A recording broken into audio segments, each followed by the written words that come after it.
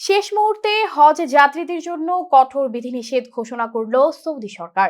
দেশটি বলছে হজের ভিসা নিয়ে শুধু মক্কা, মদিনা ও জেদ্দায় যেতে পারবেন হাজিরা।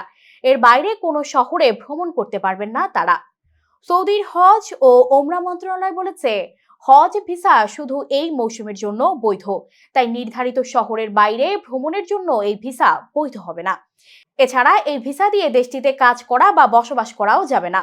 গালফ নিউজের এক প্রতিবেদনে বলা হয়েছে, এই বিধিনিষেধ লঙ্ঘন করলে সংশ্লিষ্ট ব্যক্তিকে নিজ দেশে ফেরত পাঠানো হতে পারে। তাছাড়া ভবিষ্যতে হজে আসা নিষিদ্ধ করা হতে পারে। এর আগে সৌদি সরকার জানায় যে কোনো ভিসা নিয়ে যে কোনো দেশ থেকে ওমরা পালন করা যাবে, বিশেষ করে ফ্যামিলি, ট্রানজিট, লেবার, এমনকি ই ভিসা হলেও তা দিয়ে ওমরা করতে কোনো বাধা নেই।